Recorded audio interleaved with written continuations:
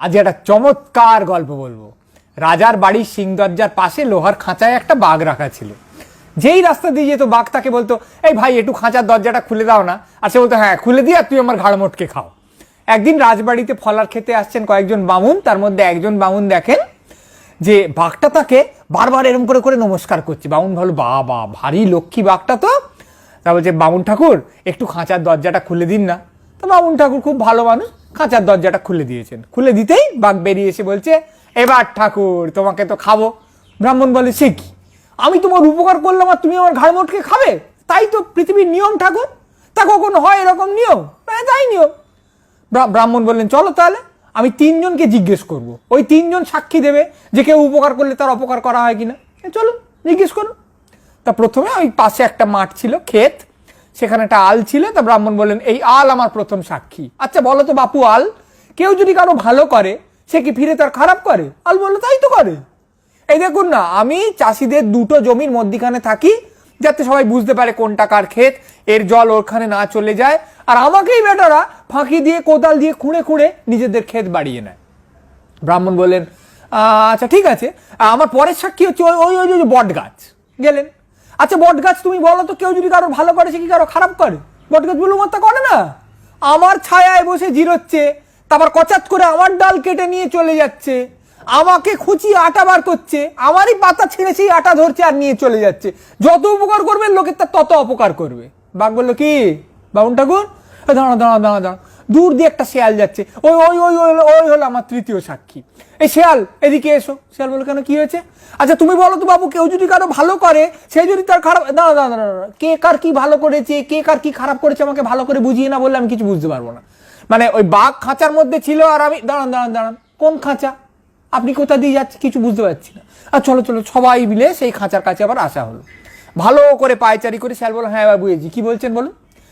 বাঘ খাঁচার মধ্যে ছিল আর আমি ব্রাহ্মণ পথ দিয়ে যাচ্ছিলাম। সে বলল, দাঁড়ান দাঁড়ান দাঁড়ান, অত শক্ত কথা আমার মাথায় ঢোকে না, কি বললেন? বাঘ আপনার বামুন ছিল আর খাঁচাটা পথ দিয়ে যাচ্ছিল? আরে তরিকার গাধা। বাঘ বলল, তুই ব্যাপারটা বুঝতে পারছিস না কেন? আমি খাঁচার মধ্যে ছিলাম আর এই ব্রাহ্মণ রাস্তা দিয়ে যাচ্ছিলেন। ও ও, ব্রাহ্মণ খাঁচার মধ্যে ছিলেন আর তুমি বাঘ রাস্তা দিয়ে যাচ্ছিলে? আরে কি, বাঘ খাঁচার মধ্যে ছিল আর ব্রাহ্মণ পথ দিয়ে যাচ্ছিলেন। ও বুঝতে পেরেছি, খাঁচাটা পথ দিয়ে যাচ্ছিল আর ব্রাহ্মণ বাঘের মধ্যে ছিলেন। আদার কি বলবো তোকে, এই দেখ কি হয়েছিল। বলে বাঘ গিয়ে খাঁচার দরজাটা খুলে নিজে ঢুকে বললো, এই আমি খাঁচার মধ্যে ছিলাম। বলতে না বলতে শেয়াল এসে কটাক করে খাঁচার হুড়কোটা আটকে দিয়ে বললো, এবার থেকে তুমি খাঁচার মধ্যেই থাকো। শুনুন বামুন ঠাকুর, বাঘেরই জিদ, দুষ্টু লোকের কখনো ভালো করতে নেই, আপনি এবার ফলার খেতে চলে যান।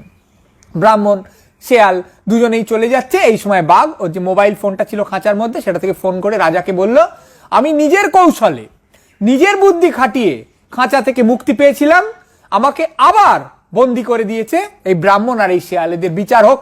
তারপর বিরাট বিচার সভা বসলো, রাজামশাই সব শুনলেন। তারপর বললেন, প্রথমে শেয়ালের ব্যাপারটা বলি। শেয়াল তো আগাগোড়া পুরোটাই বুঝতে পেরেছিল, ভান করছিল যেন ও কিচ্ছু বুঝতে পারেনি। তার মানে সাক্ষ্য দিতে এসে মিথ্যাচার করেছিল। তারপর কি, ও গোড়া থেকেই ঠিক করেছিল বাঘকে খাঁচার মধ্যে পুরবো আর ব্রাহ্মণকে বাঁচাবো। তার মানে একটা সমস্যার সমাধান করতে এসে সে কিন্তু একটু নিরপেক্ষ নয়, প্রথম থেকেই পক্ষপাত দুষ্ট, একজনের বিরুদ্ধে আর একজনের পক্ষে। এটা একটা বড় অন্যায়। আর সবচেয়ে বড় অন্যায় কি, ও বেটা তো বাংলা ভাষাটা সর্বনাশ করে ছেড়েছে। কিছু বুঝতে পারছি না, এই ভান করতে গিয়ে কি সব কথা বলছে।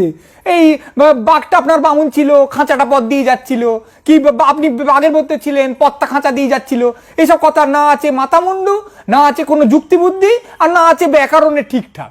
তো বাংলা ভাষার অপমান করার জন্য তো কাউকে ছাড় দেওয়া যায় না। তাহলে আমরা একটা কাজ করি, শেয়ালকে মৃত্যুদণ্ড দিলাম। আর ব্রাহ্মণ তিনি নিজে বলেছিলেন যে তিনজন সাক্ষী। ও সবচেয়ে বড় কথা হচ্ছে, ব্রাহ্মণ আমার ওখানে খাঁচায় যে বাঘকে পড়ে আছে, তার মানে আমার আদেশে পড়ে আছে, তাকে নিজের বুদ্ধি খাটিয়ে খুলে দিলেন। তার মানে প্রথমেই তিনি আমার অবাধ্য হলেন। তারপর যেটা বলছিলাম, তিনি নিজে বলেছিলেন যে আমি তিনজন সাক্ষীকে জিজ্ঞেস করবো, তারা যা বলবে তাই হবে। দুজন সাক্ষীকে জিজ্ঞেস করেছেন, সেই সাক্ষীগুলো ব্রাহ্মণের বিরুদ্ধে রায় দিয়ে দিয়েছে। তাহলে আর তৃতীয় সাক্ষীর তোমার দরকার নেই, কারণ সে যদি তোমার পক্ষেও রায় দেয় তুমি তো 2:1 হেরে গেছো। তারপরও ব্রাহ্মণ, ওই শেয়াল আমার তৃতীয় সাক্ষী, ওকে জিজ্ঞেস করি, হ্যান ত্যান বলে সময় নষ্ট করেছেন।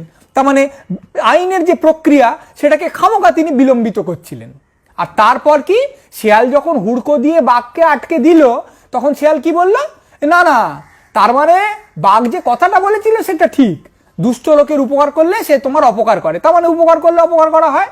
তখন ব্রাহ্মণের কি উচিত ছিল, হুড়কোটা খুলে নিজেকে অফার করে বাঘকে বলা যে ভাই আমাকে খেয়ে নাও, কারণ 3 জন সাক্ষী আমার বিরুদ্ধে গেছে, সেটাই প্রতিশ্রুতি ছিল। কিন্তু ব্রাহ্মণ সে ধার ধারলেন না। তার মানে যে নীতি, প্রতিশ্রুতি, অনুশাসন, এগুলোর প্রতি ব্রাহ্মণের একটা বিচ্ছিরি অশ্রদ্ধা আছে। ব্রাহ্মণকে ওই খাঁচায় আমি বন্দি করে রেখে দেবো। আর বাঘ সে খাঁচা থেকে বেরিয়েছিল, হম করে হালুম করে ব্রাহ্মণের ঘাড়ে পড়তো আর ব্রাহ্মণকে খেয়ে নিত, কেউ কোনো দোষ দেখতো না। কারণ বাঘের কাছে কেউ কোনো যুক্তিগত আচরণ প্রত্যাশা করে না, শুধুমাত্র হিংস্র আচরণ প্রত্যাশা করে। তা সত্ত্বেও বাঘ কি করেছে, ব্রাহ্মণ যখন বিরাট তত্ত্ব উড়েছেন যে বাবা কেউ কারো ভালো করলে সে তার খারাপ করে না, বাঘ বলেছে তা কেন, তা নয়। ব্রাহ্মণ যখন বলেছে আমি 3 জন সাক্ষী জোগাড় করব, সে বলেছে হ্যাঁ তাই হোক। তার মানে সে সারাক্ষণ তার যে সম্ভাব্য শিকার তাকে ফুল সেলফ ডিফেন্সের রাইট দিয়েছে, যে তুমি মনে করছো আচ্ছা এটা একটা তত্ত্ব, তুমি মনে করছো সাক্ষী জোগাড় করবে, সব হবে। সাক্ষী নির্বাচন কে করেছে, 3 জন সাক্ষী নির্বাচন করেছেন ব্রাহ্মণ, বা কোন রকম ভাবে তাকে বাধা দেয়নি। তারপর 3য় সাক্ষী যখন নানাবিধ গোলমাল পাকাচ্ছে, আমি কিছু বুঝতে পারছি না, কে কোথা দিয়ে যাচ্ছিল, আমাকে খাঁচার কাছে নিয়ে চলো, বাঘ সমস্তটা মেনে নিয়েছে, শিয়ালকে বারবার বোঝাবার চেষ্টা করেছে, এবং শেষকালে ফাইনাল ডেমনস্ট্রেশন দেবার জন্য আসলে কি হয়েছিল, সে সেই খাঁচায় গিয়ে ঢুকেছে যে খাঁচা তার এতদিনের ট্রমার স্থল। সেই আত্মত্যাগ সে করেছে কারণ সে শিয়ালকে ভালো করে বোঝাতে চেয়েছে জিনিসটা কি হয়েছিল। তার মানে তথ্যের প্রতি, সত্যের প্রতি বাঘের যে দায়বদ্ধতা তার কোনো তুলনাই নেই। সেই জন্য বাঘকে কাল থেকে আমি মন্ত্রী করে দিলাম। তারপর থেকে বাঘ বেশ ভারী লেফাপা ফাইল সমস্ত হয় না, সেগুলো বগলে করে গ্রাম ভারী চালে সেই রাজবাড়ি থেকে নিজের অফিসে রোজ রোজ যেত। আর খাঁচার মধ্যে থেকে ব্রাহ্মণ বাঘটাকে প্রণাম করতেন আর বলতেন যে ও বাঘ ভাইয়া তোমার সঙ্গে একটু আলোচনা আছে, একটু খাঁচার দরজাটা খুলে দাও না। বাঘ কিন্তু মুচকি এসে অন্যদিকে তাকিয়ে থাকতো, কোনোদিন ব্রাহ্মণের দিকে আর ফিরেও তাকায়নি।